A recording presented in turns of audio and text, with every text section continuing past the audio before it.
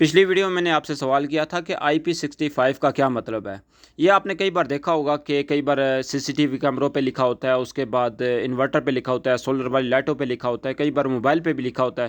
تو یہ کیوں لکھا ہوتا ہے، اس کا کیا مطلب ہے؟ الیکٹریشین حضرات کو لازمی یہ پتہ ہونا چاہیے، ٹھیک ہے۔